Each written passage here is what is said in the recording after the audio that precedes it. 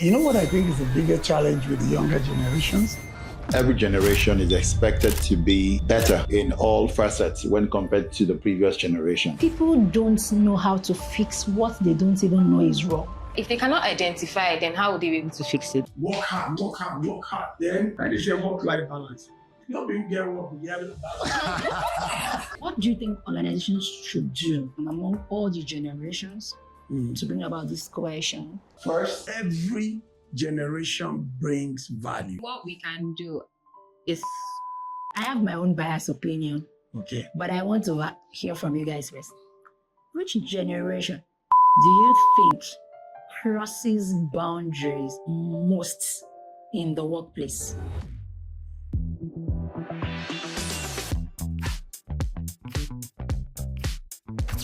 Every generation sees the world a little differently. Different journeys, different struggles, different truths. What happens when we pause and actually listen? One space, one honest conversation, different voices, real opinions. Hear me out. Hello everyone, my name is Benedicta Abodure and you are welcome to Hear Me Out podcast brought to you by Fitting Healthcare PLC. It's a series of conversation where generations pull a chair, talk about different topics and, just in a relaxing mood. We want to know what's going on with different generations in the workplace.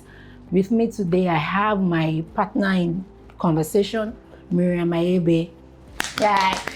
Thank you, Benedicta. So my name is Miriam, as I have been introduced. And in the Hear Me Out podcast, we're going to be talking about different experiences and perspectives, as my co-host has said. We're going to be mixing real talk with real laughter, some wisdom, and a sprinkle of wahala here and there. So get ready for conversations that your group chats aren't ready for. All right, so today, joining us, we have two street and work-wise men. First, we have here a man who lives, generational differences every day. He leads a team of over 150 reps across Nigeria at Fitting Healthcare PLC. He's a national sales manager, and I'm talking about none other than David Daniel. I'll be introducing our second guest, the Managing Director of HC Bonham here in Lagos, Nigeria. It is a human capital advisory firm, and one thing I really admire about this person is that he manages seamlessly cross-generational teams, and like he says, he also has to live with them. So I'll be welcoming our guest, no other than Mr. Lanre Onosoya. Thank you. You're welcome, my fellow Gen Z. Thank you, Jerry. We know ourselves. When you say what's up, group, unlike some people. All right, let's get into Hear Me Out. Representing Gen X, both of you, I will be representing millennials and Miriam here. Guys. Yeah, exactly. So what's that one misconception that people have always had about your generation that you think we should debunk? Who's going first? Yagbalagba. It's not by... And by the way, Larry is the oldest in the room. What says by what? Where's the evidence? Is it by... The bread. This guy is dying his beard right now. Keep it natural, man. What do you mean? No. So what is one thing that the myth people think, I think it's simple. People think we're old. Yeah. I'm telling you. And the thing about being old is if you're not careful, you tend to see old age as a limitation. So you are old, you can't do that. You are old, you shouldn't be doing that. I mean, like, I can outdance all of you in this room. You cannot be too sure. Evidence abound. Ask those that know. You cannot be too sure. I am very certain. I agree. Have you seen him dance before? Yeah. Larry is a good dancer. Oh, okay. Because it's about interest. So and it's important to be careful. It's not just even the misconception from younger people. Some people think, oh, I'm old, therefore I shouldn't be doing this.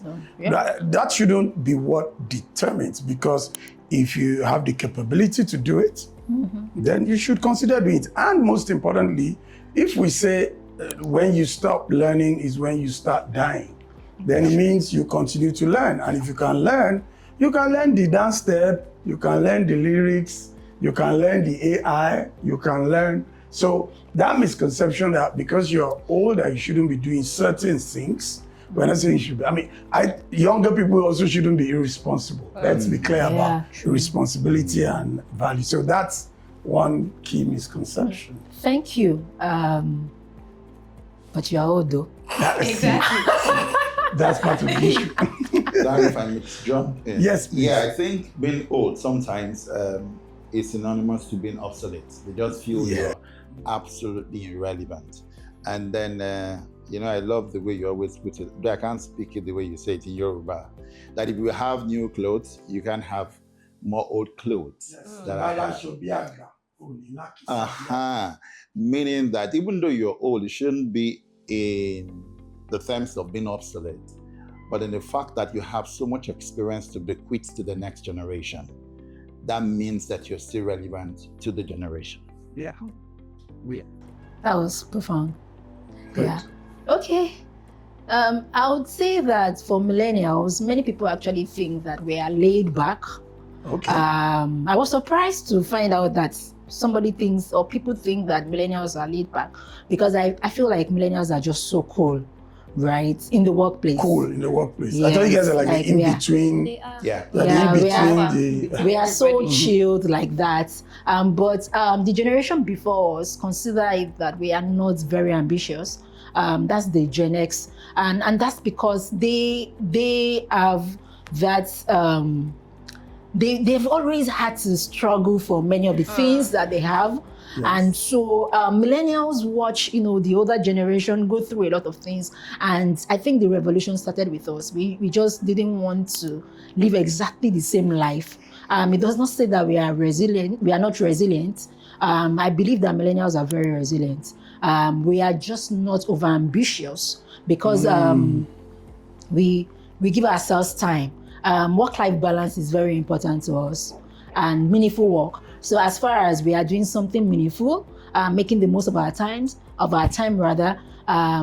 we are just cool babies. Okay, right? we're here. Yes.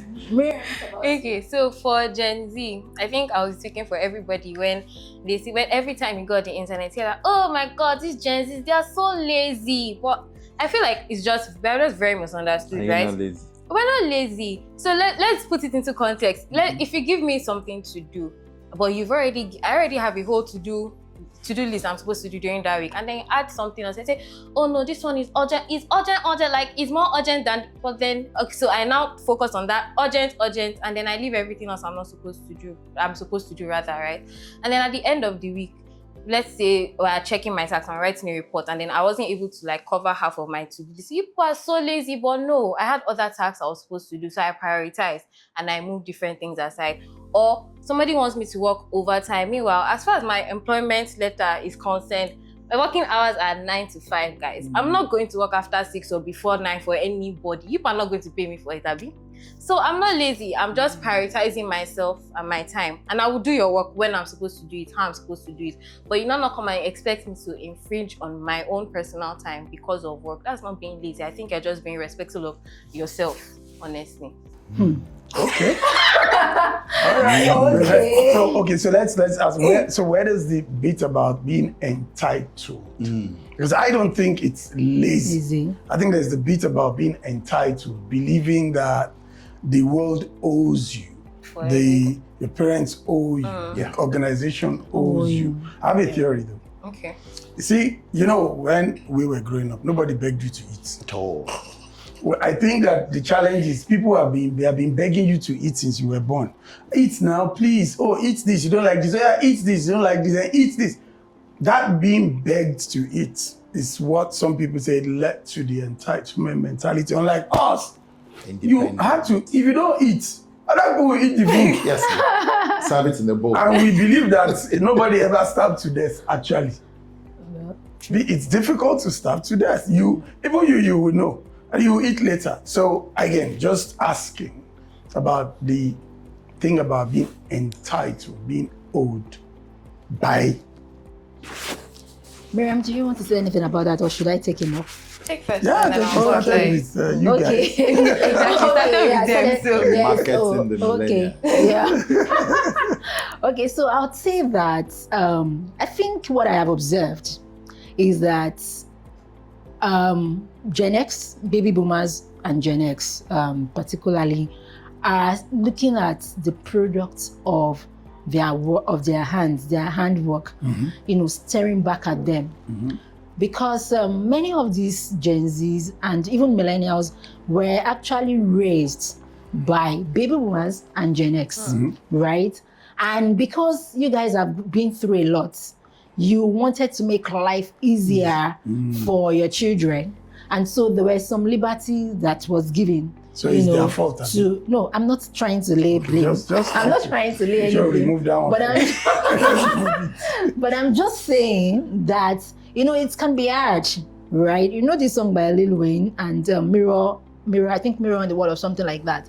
Like, it can be very hard for you to look at what you have taken time to build, now looking back and you are seeing some, loopholes, and you are trying to, I know that when I was growing as a millennial, some parents will say, oh, my child will not do any dishes, my child will not do this and that. And you have built that life for these people. They don't know any better, right? So it is what you have taught them. You have taught them to do things for themselves, like, okay, fight for yourself. I remember my auntie would say, oh, I don't have any dunce child. I don't have any child that is slow. Like, you have to open your mouth and talk, because for a long time, you didn't have that voice or the opportunity to, speak up. And so you wanted that for the next generation, starting from the millennials up to Gen Z. I think the Gen Zs just took it a notch higher. Yes. Like, they took everyone by surprise by the level of outspokenness. But millennials are also quite like that. If I'm to hop in, we all have phones, and every new introduction is a better upgrade of the previous. And so every generation is expected to be better in all facets when compared to the previous generation. I'll also lean on the Yoruba adage that says, when your parents are done training you, you continue to train yourself, right? And so there is no gap to say that the millennials are the direct product of the Gen X. Yet we have given you what we can, and if you have been able to identify the gap, fill it, right? Fill it. We are very practical. We were independent, really had mommy or daddy around. You had to hustle for yourself, do things yourself. And that was the character that actually led to many of Gen X becoming startups, great tech booms, right? Because it was what we learned from the baby boomers. We didn't complain. And you can also see today that in many industries are led by a whole lot of Gen X. One is sitting here. I'm also leading a team. And what we're doing is simply bequeathing the much that we have learned and the much that we keep learning to the next generation. So I think that if the millennials are leaning on that there was a gap in the training from the Gen X, they need to wake up. Sure, they are leaning, right? No, I just took it from you. Yes, I get you. But I'm not sure they are leaning. I just believe that the reason there is all this alarm about, or much talk about all these things, is because you, and not you in particular, but these older generations just actually think that certain things should be done certain ways. And because those things are not done those ways, maybe, and it's not even everybody in those older generations, if I may say the truth. At least I've worked with Gen X and baby boomers who are very flexible. For instance, the founding MD CEO of this organization, very flexible. and all of that. And I've had He has Gen Z mindset like me. yeah. Well, So I think that it should be a blend of everything agree. Yeah, instead. I agree. And talk about, seeing loopholes and trying to fix them. People don't know how to fix what they don't even know is wrong. Yeah, that's what I was going to say. Like, if they cannot identify it, then how would they be able to fix it? Because it's like a blind spot. They're not seeing what you are seeing. It's what they say that what the child cannot see standing up, that the other is seeing sitting down. The child until you use drone. Yes. So until then, but then those things take time, and then it also depends on the individual. Not everybody is as exposed. Not everybody is as learned. Not everybody has hindsight or foresight to be able to pick problems where they are and then identify solutions. So I think that's the biggest gap between everything that we're saying, because everybody says the same thing, but it's how we say that is different. True. So on this intergenerational thing, there's something I've learned. Like, this is not new. True. So go back. For instance, think about that generation where when you were considered knowledgeable if you could speak Latin. Do you know there was a time that demonstration or measurement of being smart or knowledge was for you to speak like them, Heraclitus, all those dead Greek people we don't know. We will quote them, right? And then they came to about speaking English or the world languages. So it's the biggest world language spoken in the world mostly is English, then French, then Latin, right? It became about speaking those if you just use language. Yeah. So today, it's a lot more about, if you look at for Africa, we evolved into speaking pidgin type, English and local languages. So now it's about you speak the Yoruba properly or you speak the Igbo. And if you either look at music so it's not a new thing for one older generation to look at the next generation as not being like them or noticing gaps. It's interesting when you listen to Gen Z talk about Gen Alpha. And that's it for me. They need to get ready for those these guys are terrible. Yes. So they need to get ready for Gen Alpha. Who needs to get ready for Gen Alpha? Gen Z needs to get ready because they are taking it for so the intergeneration. My view, which I think helps me in dealing with all generations, it's just a story that's being repeated. Yep. It's just a story. True. Our parents told us, work hard, work hard, work hard. Then we worked hard. And then we are telling our children, work smart, work smart, work smart. And then people are saying, work in balance, work in balance. When they say work-life balance, no people get work, go get balance. If you don't have work, you're in balance. The concept of balance means you're trying to balance. So this thing of work-life, and also it's the definitions from generation to generation. Definitions differ. So that's one way I would say at the back of my mind helps to cope with, because it's like it's not new. Yeah. And it's like they are going to do it to you, so you do it, don't worry. Just people coming after you. So I know someone who likes to say that a lot. That the people coming after should say, yes, don't worry, the people coming after you will do the same to you. True. And then she will say, amen. No, it's true. Every generation is both a product of the previous and also a foundation of the next. Yes. So that prayer is a good prayer. It depends on the person. Yes. I mean, it's a good prayer. It depends on what you do. You've been lamenting baby boomers, Gen X. Don't worry. Whatever a man sows, the same shall he reap. Well, you may be right.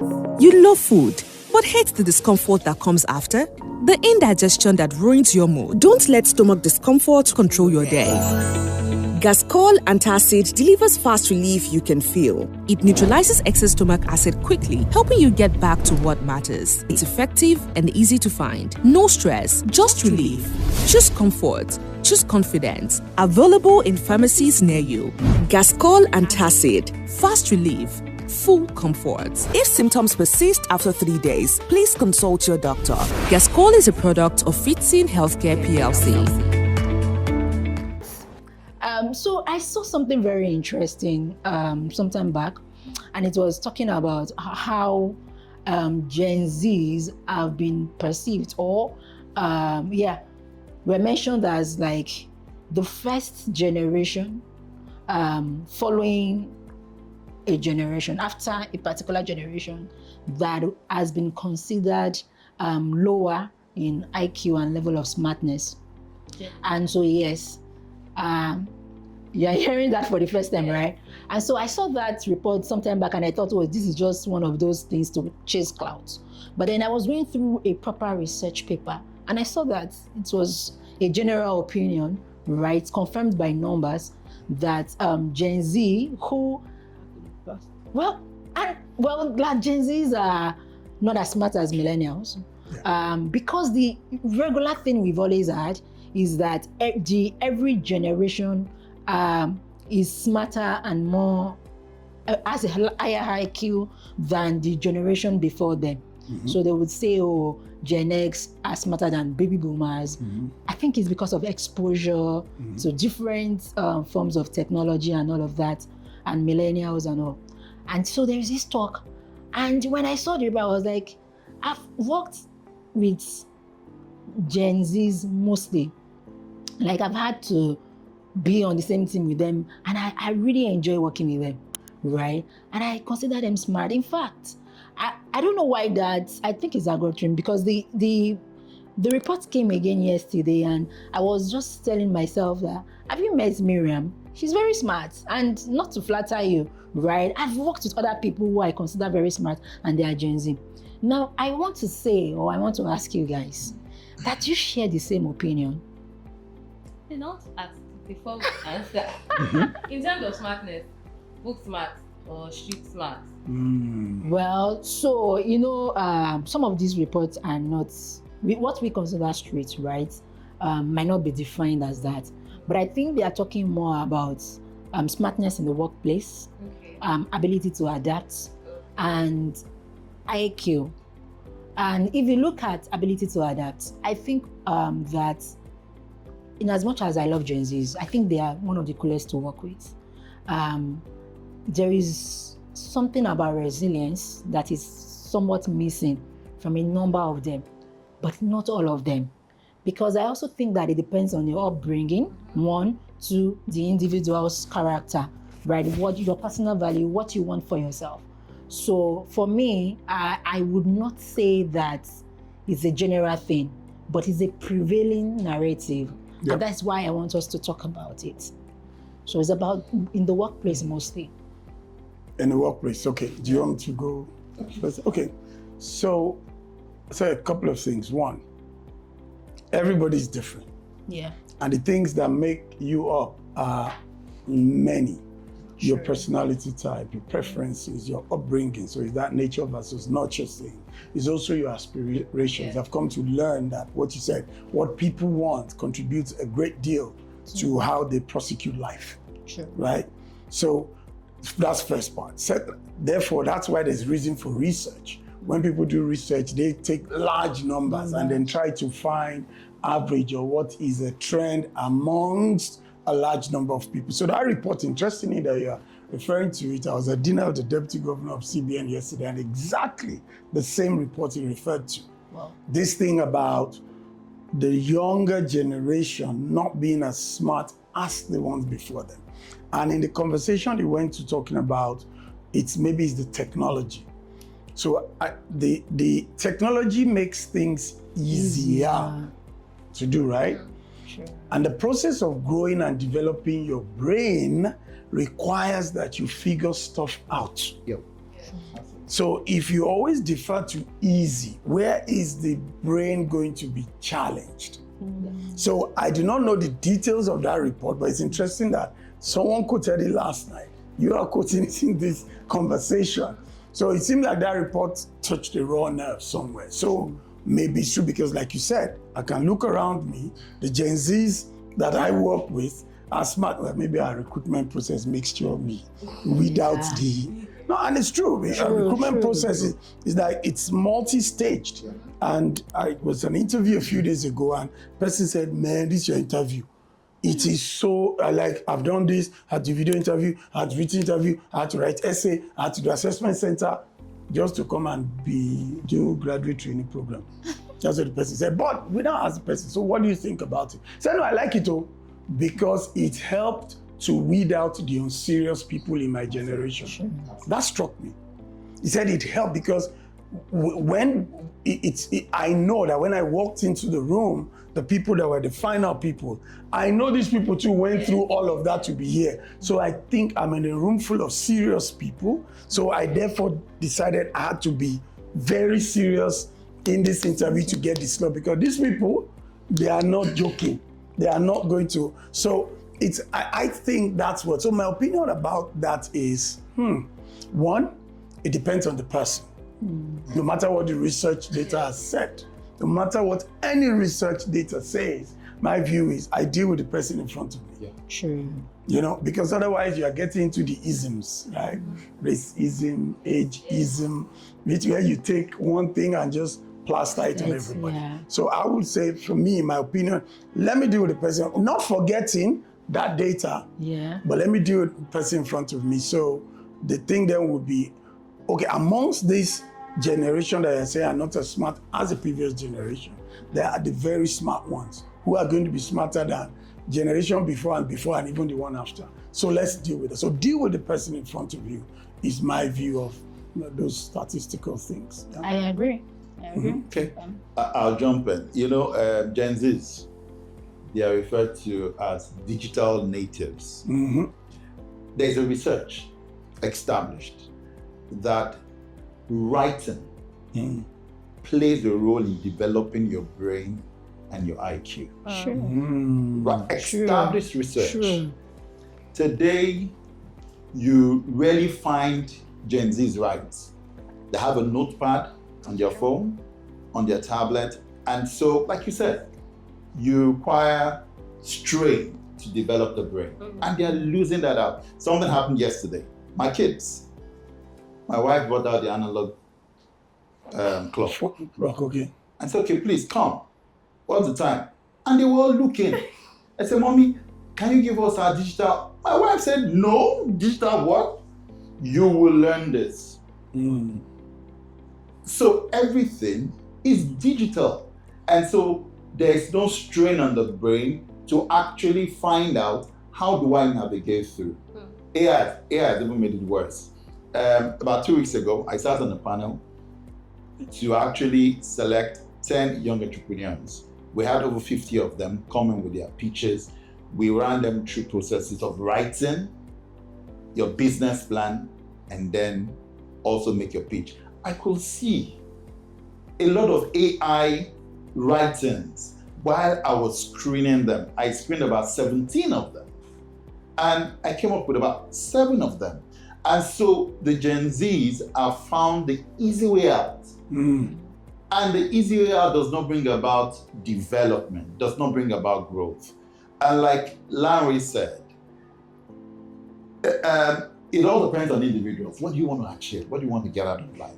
Those of us that are Gen X, we also had to define what we want out of life. And we also had people who were lazy too. Yes. In our generation. Yes. Not as if we didn't have them. So every generation has got, yes. Exactly. So largely, Gen X, yes, they look for the easy way out, but they can also make a huge success of whatever they want to do if they're able to embrace, the discipline of going through it. Yeah.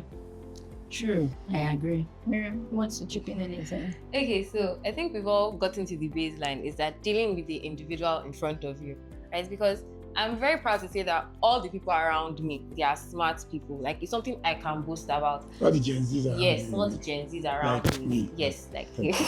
They are smart people. Because, I don't know whether it's because of the kind of upbringing that we have been through, because that's also something that plays out that, like, we don't consider. My parents taught me how to use analog clock. All my watches are analog. Like, I will never use the digital one because I feel it's too easy, right? But then that's just me. Some people feel like if life has given you an easy way out, why not just take it? And I feel it will also be a big issue when we are raising kids too, right? Because if we are already using the easy way out, what tough experiences would they go through that will let them like understand that there are some things in life that you can't just put your hand outside and you will grab it? So I just think that, yes, while we're saying, and then unfortunately, rather, the larger or the more outspoken number of Gen Z that we meet are people that will take the easy route. People like me, diamond in the rough, permit me to say, like I said, we're in the rough. You will not find us. You can't find them easily, right? You go inside to find people like the bottom pot. Yeah. So what you said is that the outspokenness of the Gen Z is what is also shaping the narrative. Yes. That the ones who tend to speak out more Yes. are also the ones who are not diamonds in the rough, right? Yes. So it's the technology that's created created this problem. Yes. And I like what you said when he was talking about, working your way through. You said, we also had lazy people in our generation. And I think that what worked for those people in all those generations who are now out criticizing the younger generation is that was before the advent of social media. Otherwise, everything would have blown. Do you get? Yes. Because the social media is good. So because some of the things that if you go to the social media, you will see quite a number of persons making a mess of themselves and saying things that you would wonder, like, this is somebody's father. And is this somebody's mother? Child. And this is somebody's child. This is somebody's child, right?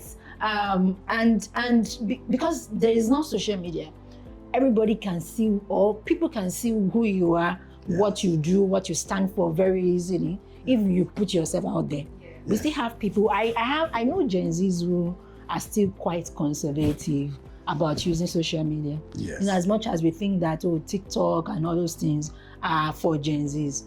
I've seen, in fact, I know a baby boomer that is on TikTok and is doing all sorts of funny things that even a Gen Z considers, outrageous. Do you get? Yeah. But there is no social media to show that. So I think I am of the opinion that it's very easy to judge, right? And to conclude certain things about certain generation because we think that it can never be me, right? I tell people that when in the workplace, the way I relate, because people say, your Gen Z line report, why are you allowing her to tap you that way? Why are you allowing her? Is the gist that interesting that she's doing like this to you? And I'm thinking it's endearing. Like we've formed a relationship to the point where she can do that. If we don't have the rapport, it will not occur to her to just tap me and say, I have gist for you. Yeah. And then as long as my work gets done, right, within the timeline that we agree, right? Well, so there are boundaries. And this is where I'm going. Okay. There are boundaries for every time. We are here seated, talking, gisting, laughing, but we all know that we have our individual boundaries that we would not like people to cross. And I think these boundaries need to be set and, communicated, right? Because what works for you might not work for some other person, right? For 30 years, Fidson Healthcare has been at the forefront of healthcare delivery in Nigeria, improving lives through innovation and quality products and services. We operate under strict CGMP regulations in our world-class manufacturing facility, the largest in Africa, ensuring every product meets the highest standards of safety, quality, and efficacy. Our strategic growth and financial strength make Fidson a resilient and profitable partner for investors. Through consistent innovation and sustainable expansion, we continue to deliver long-term value for shareholders. We guarantee efficient nationwide distribution with reputable footprints in other African countries. At Fidson, people are our greatest asset. We foster an innovative and collaborative environment. We continue to lead in manufacturing, innovation, and human capacity development, shaping Africa's healthcare future with quality and excellence. And so I'm going to be asking you guys about boundaries now. Do you think, which generation, I already think this question is biased. Okay, we already have an answer. No. Okay. Is I have my own biased opinion, Okay. but I want to hear from you guys first. Which generation do you think crosses boundaries most in the workplace?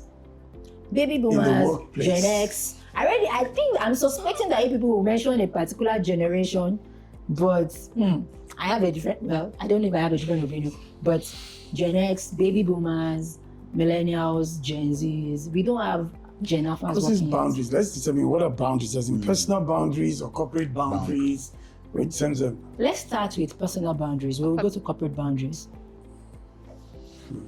Well, I don't want to classify a particular generation as the generation that crosses boundaries. I feel it's largely depends on the individuals. It also largely depends on what is obtainable within the environment the person has found himself or herself. I had a conversation with my boss sometimes. And it was about marriage. We're talking about a man or a married man who bullies the wife, abuses the wife physically. And then one day he drives along Lagos Road. He gets stopped by a military woman, armed. Step down from your car. Who are you? The woman talks to him anyhow. He's a woman. But the man will not say, because I'm temperamental, I want to beat the military woman. So it's not largely about being temperamental, but because you find that I can do it and get away with it in my home. But because you have found a military woman that is even doing worse than your wife has done to you, we are gentle. So, what's the difference? One, the environment, and the person involved. So, for me, it's not a generational issue. I'd rather say it's an individual issue, and then the environment or the corporate culture that is at work there for me. That's another angle. Interesting. That's an interesting angle. Did I break your bias? I have this angle, but I really want to be The petty. way you're looking Yes. at it, Yes. it's like you're So, saying okay, it's which your generation do I you want think? to. Which I want generation to. do you No, think don't crosses throw my boundaries? question back at me. No, I just try want so that us- we can get No. through with the bias. Larry, No, the way please. she's Like Gen positioning Z's, her like hand, we like to do. We It's like to showing. get through the. Let's get through it quickly. No. Larry, Please, I the way want she's you. positioning her hand. Okay. You know you are So- Gen Okay, Z. so let me face this angle then. Oh, you are. But I want you guys to answer my question. So, I mean, I know the angle that I believe I know the angle that she's coming from. Okay. So, without any bias or trying to not press anybody's feelings, based on all personal experiences, the older generation, they will cross, they will enter, they will make a room for themselves in your own space. Like, specify. I know I cannot specify.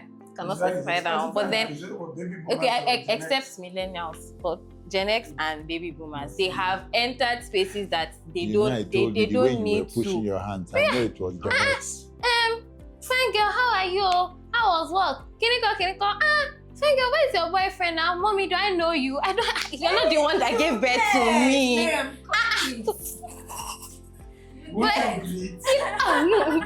I've greeted. I said, how are you? And then I'm going, and then fine girl, come back. When are you bringing husband home for us? When I was in school 2 years ago, nobody was asking me for husband. Everybody said, Miriam, face your book, first class, can you go? And now, suddenly. And you have finished the book now? No, everybody will wait. I did not talk to boys throughout the time I was in school. Maybe that's what they So want. now let us talk. Yes, I want to watch us. Yeah. So for me, I know they say that baby boomers cross boundaries a lot. Yeah, and it can be true because those people say anything. Yes. Right? My mom is a baby boomer. My dad is silent generation. It's because he's in his 70s and his borderline silent generation. My mom, who is a baby boomer, respects boundaries. Right, she respects boundaries a lot. My dad minds his business. But let's not even go about that.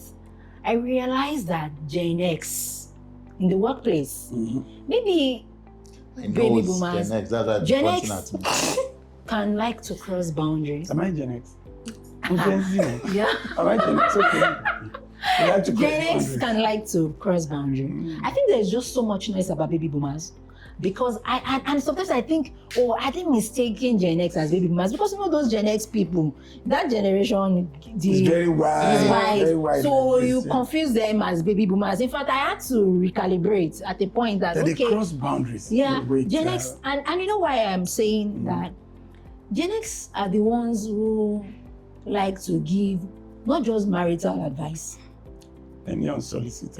Yeah. Emphasis on unsolicited. Unsolicited. Unsolicited. Your health, your everything. I went into a place with my cousin and we were just talking, and all of a sudden he said, let me go and wait outside. This woman didn't know what happened. She and her husband were also there. Next thing they said was, why are you fighting your boyfriend? Hello? That's my cousin. But then I don't owe them other explanation.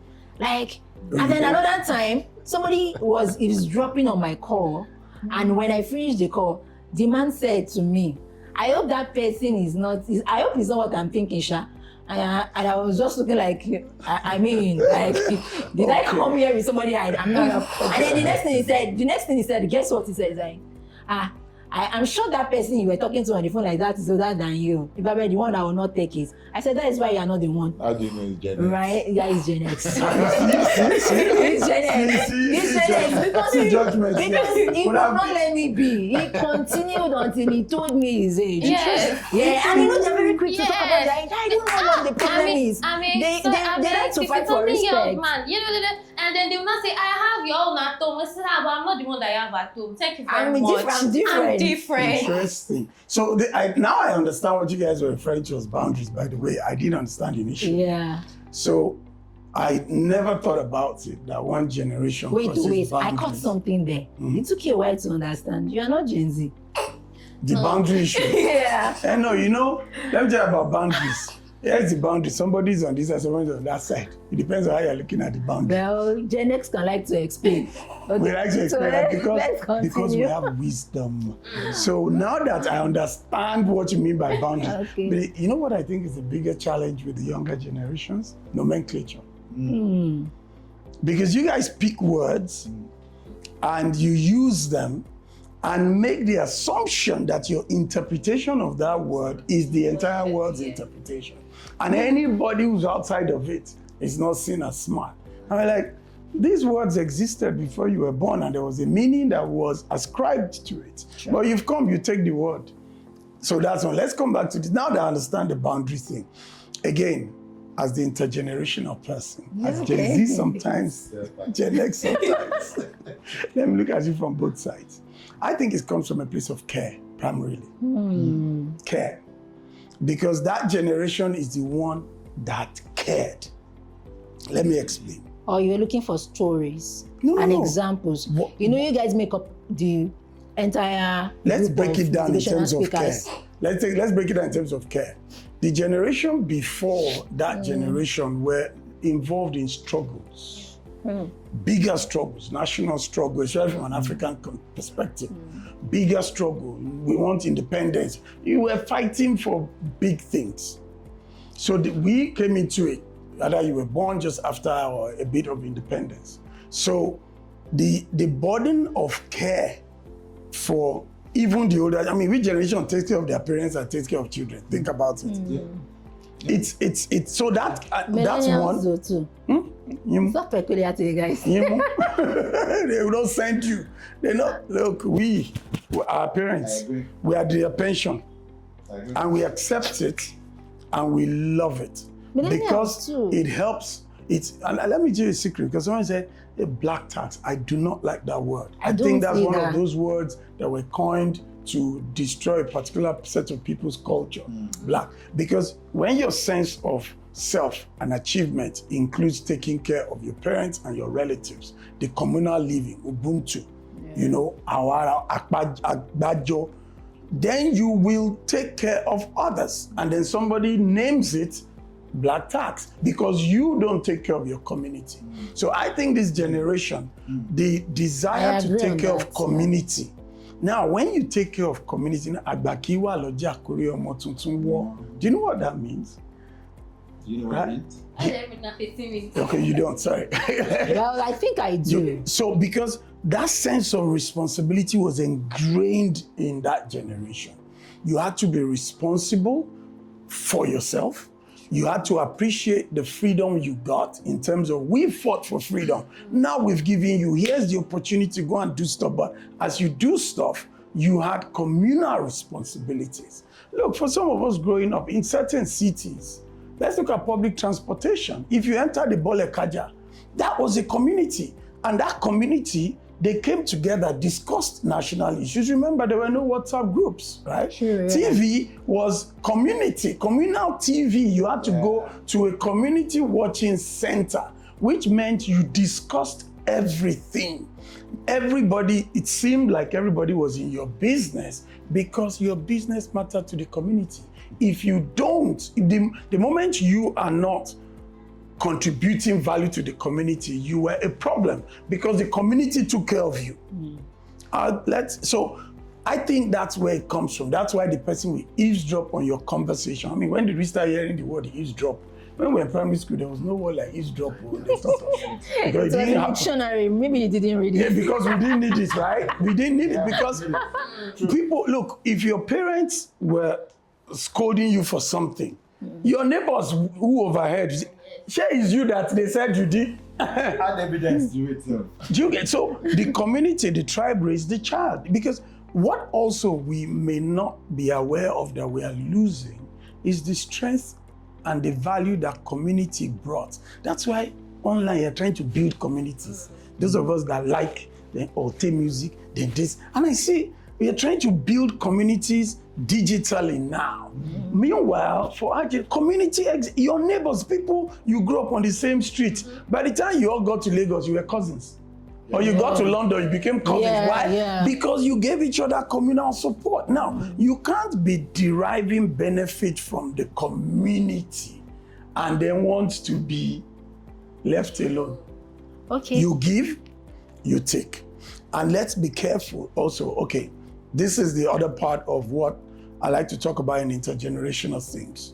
There's also cultures, right? The African culture is very communal, right? You find that our generation, the next generation, or let me say, I think the future is a blend of the both because there are certain aspects of that Gen Z or the younger generation are taking on that are Western. Let's be careful. Let's be careful. If you worked in a multinational, like I have, right, versus working in a company that fits in healthcare, you say, we are like family. Look, you know, there are things, the same way you say, it's 9 to 5 that is in my contract. There are things that will happen to you that fits in healthcare will take care of you. It's not in your contract. Very true. But go and try very Western organization and I'll say that it's contractual. Look at your cousins who work abroad, right? You guys have a relationship. They work with people, they don't know anything about them. I clock in, I do my work, I go. Community. We brought, and communal nature is African. So we're bringing it into everything. That's why that person will feel they have a right to comment on if it's you and your boyfriend that quarrel. See, it's care. They want to solve the problem. But they don't. See, the thing is that, seriously, identity is very important. It's at the core of everything. In their opinion. And all you have to do is like, he's not my boyfriend, he's my cousin. Oh, okay, and then they still want to settle the fight. It's not about, it's about, the community, because then we used to have communities, we knew each other. People will look at your face, you look like an Ibe. They say your name, you look like, you know, for us, name was identity. Yeah. You are Joke Ali, which Ali? Mm-hmm. Ali of this or Ali of that? Yeah, I know, and I agree. But it gave you responsibility because you knew that if you did something, your name, you carry. So again, it's an interesting bit, but let's just look at it from, it's care. Those people are coming from a place of care because communal mindset teaches us to care. So whether we're in the same Bole Kaja or we're in the same WhatsApp group, you know what Bole Kaja is? I know. Yeah, I do. It's a nomenclature. So I did. No, I didn't experience imagine the BRT bus, you get on it, and everybody's having one conversation. And then the people that go, okay, I'll see you people later, I'll see you tomorrow. That conversation can continue tomorrow. Yeah, because it's the same set of persons that use that route, as opposed to if you go to London. You see people that they've been taking the same train not talking. at 7:05 for 15 years, 10 years, and they've never talked to each other. Yeah, true. Is that every time I'm on the train in London too, but you know what, everybody plug and I just look at people with pity. I seriously, for me, it's pity. When you come from a communal sense, look at all these people and they don't care about each other. In fact, the other day I saw a sign that says staring is a crime. On the London Tube, there's a way you stare at someone, they are told to report. I took a picture of it. I'm like, oh my God. So again, to the younger generation, you benefit from community. You benefit from Fitting Healthcare as an organization. I can tell you, HC Bonham as an organization. We do not treat each other contractually. We respect the contract, yes. But so long as you are in that community, we care for you, and it's expected that you, and all you did was earn your seat by doing your work, but you get care that is not contracted. Yeah. So that's the communal thing, I think. I agree with you. I rest my case on that. You make very good points, Yes. really. You make very good points, and I agree with you. Solid points. Yeah, I love this. I enjoy it. I just think that we should also give people some breathing space, right? I am very observant and I see a lot of things happen to people, but I don't like to jump into whatever it is that I have noticed, because I believe that sometimes people just need some room to breathe. The world is already moving fast, right? And these young people are trying to figure things out. Yes. So much pressure on, why are you not married? Why have you not gotten a job?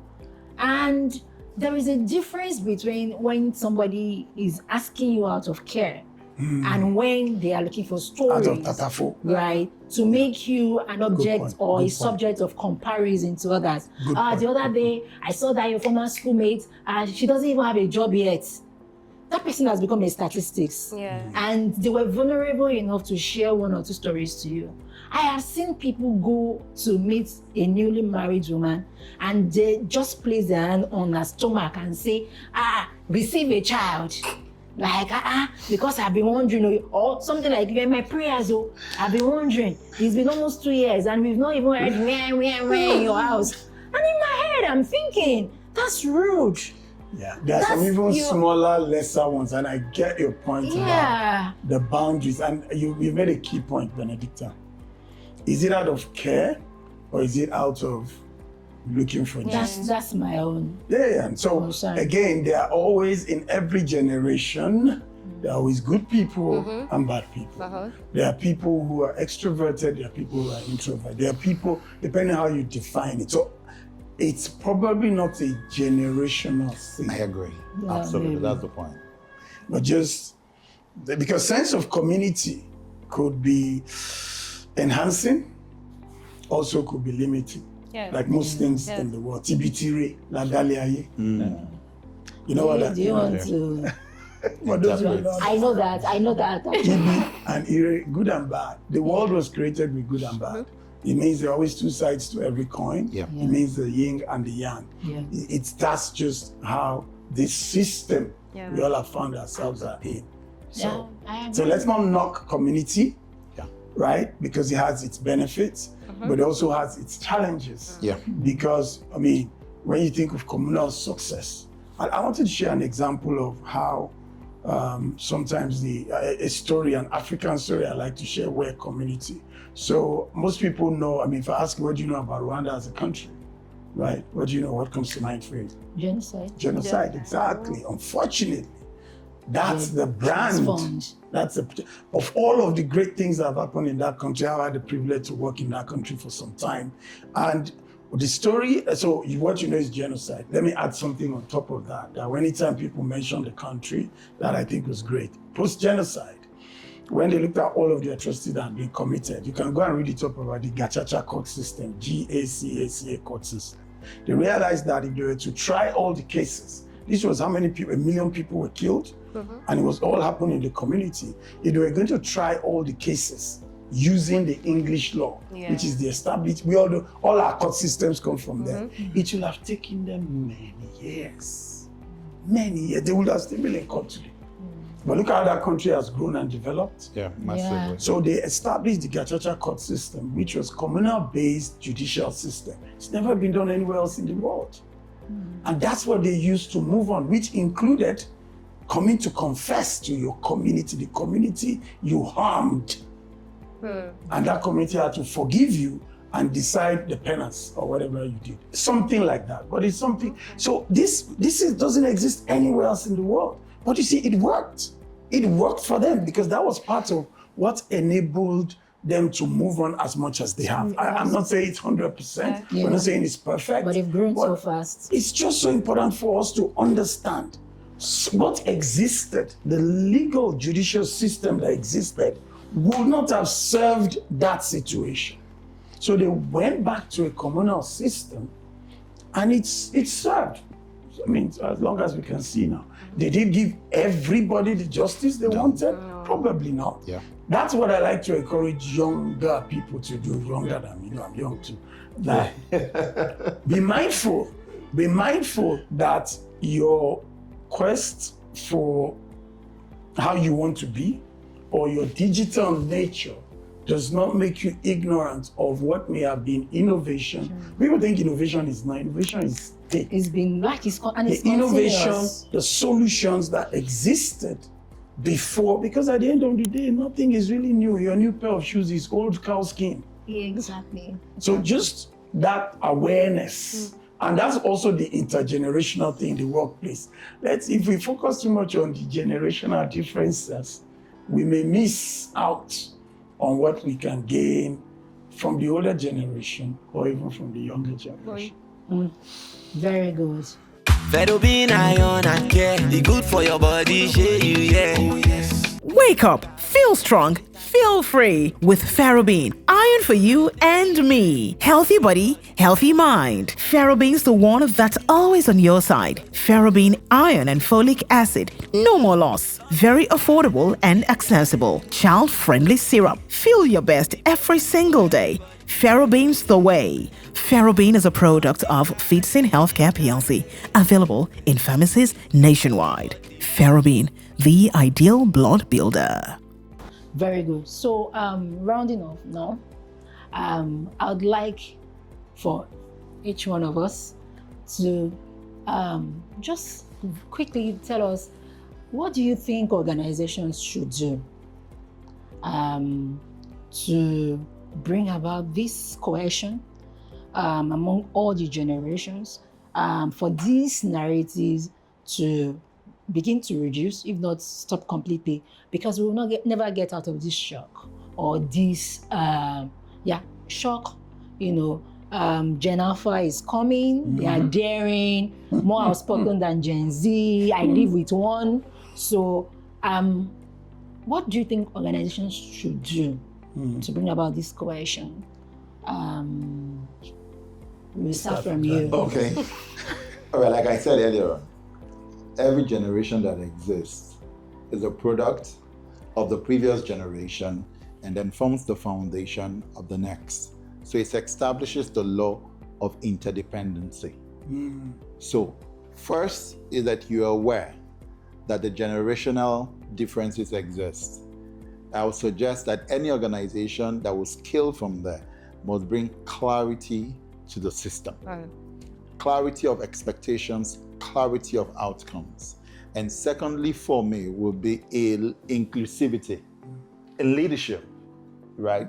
I just tell a story. The pastor said this story. He taught in his church how that the eagle is the fastest bird. And he was done. It was a powerful message. Then he stepped down. Then he noticed that a young guy kept looking around trying to gain his attention. So he called him. He said, "Come, what's the problem?" He said, "Sir, I couldn't come up to the podium to speak with you, but could you please Google the fastest bird?" And he took his phone and Googled it, and then it dawned on him. And then he said to himself, what generation are you? Yes, I'm a Gen Z. It's okay. I'm going to recruit Gen Zs as pastors so that they can also help to instruct me, right? So we need to begin to think of what we call reverse mentorship. Not just the older generation mentoring the younger one, but the younger ones also mentoring the old ones. I think if we put that in, it will help. Solid point. Thank you very much.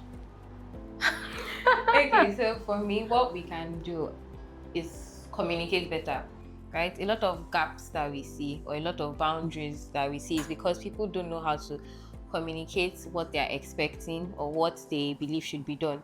So if we're able to just sit down and talk, like now we've sat down and we've talked today and we've like passed across a lot of points, like things that I didn't understand, like up till tomorrow, if another person is in my business, I'll say that they're just an amebo, like what is even down, like what is it, but today, understand it because of care, right? That's not something that ever have crossed my mind. Like even my parents, when they start doing, like what is this? But like, I understand now that it's coming from a place of care, right? Because that is how they were grown. That's how they were groomed. And if we communicate better, I mean, every problem can be solved with communication. No matter the scale of it, every problem can. When they want to stop world wars, they came to they communicated and they talked, dialogue, and then everything. So those are things that we should always consider. Like communicate your expectations, communicate your boundaries, communicate the things that if I step on your toes and you don't clean my shoe, there'll be I hope you understand. Like communicate basically. That's for me. That's something that we can do, and you stop a lot of all these friction that we have today. That this one's was even their own self. For these people, why are they so old? Why are they so strict? Why? Communicate. Why are they so old? Because they were born not their fault.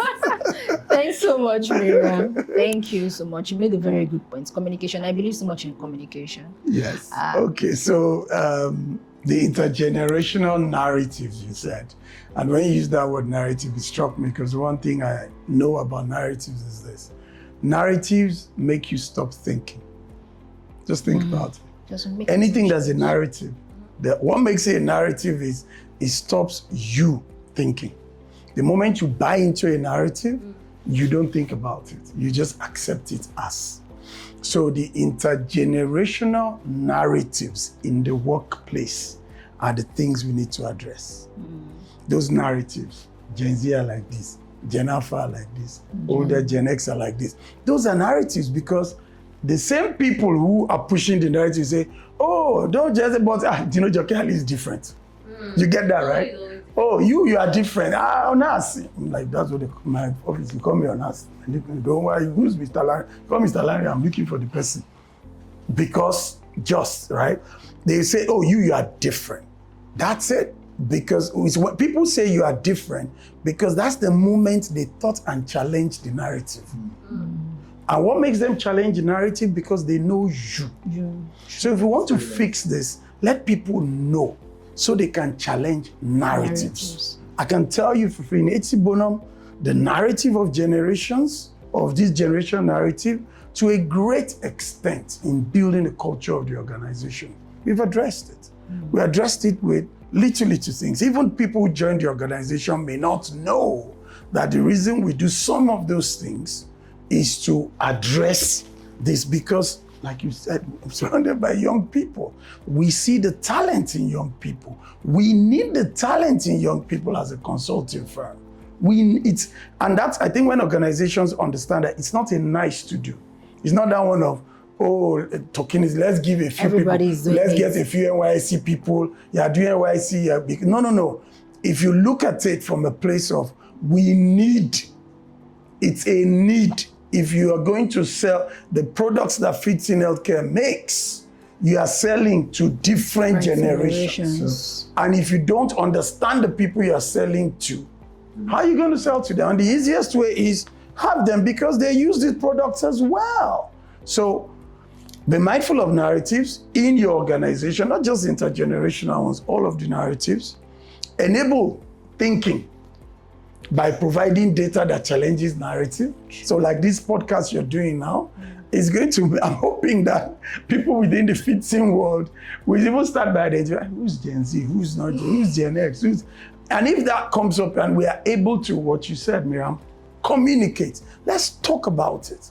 Let's talk about it so that there is that understanding, but challenge the narrative, man. Challenge the narrative, either by your example, pastor, appoint.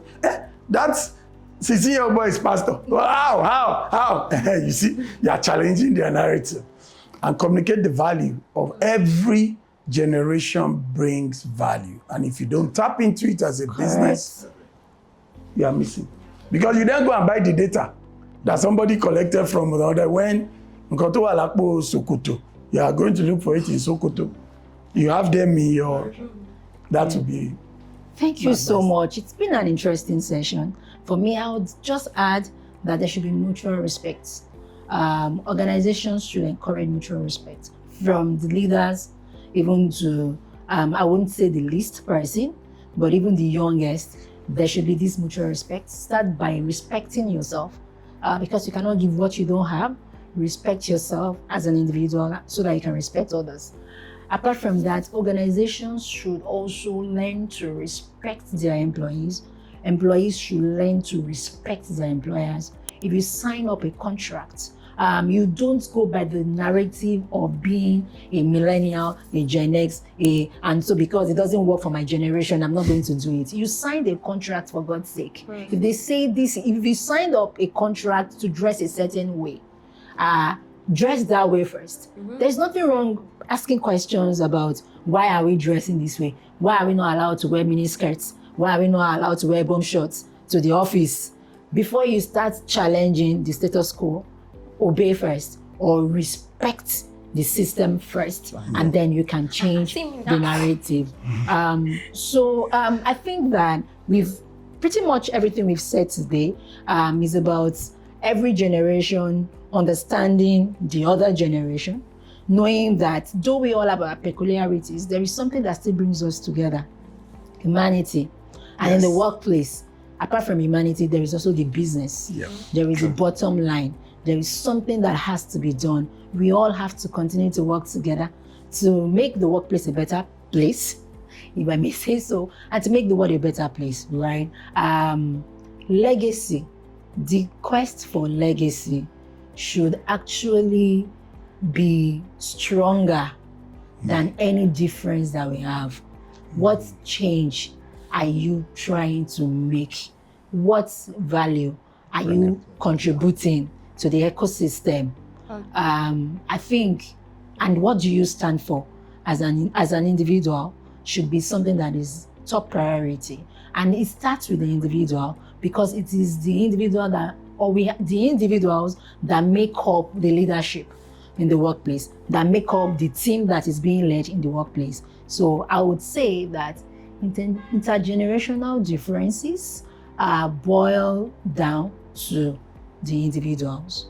And I think with that, we have come to the end of today's episode of Hear Me Out podcast.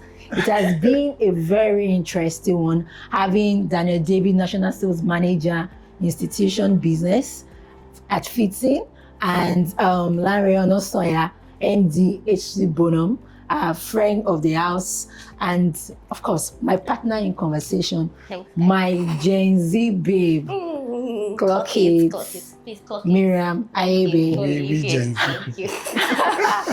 It was such a good one, good conversation. And my name is Benedicta Aboduri, Manager People Experience here at Fitting. Thank you for watching today's episode.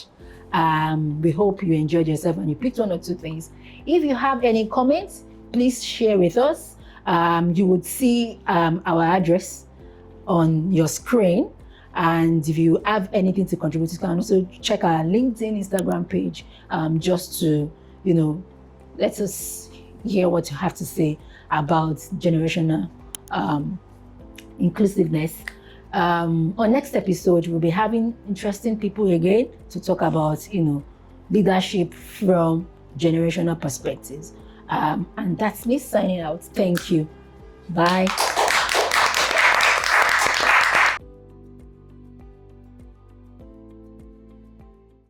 This message is brought to you by Fitting. We value life.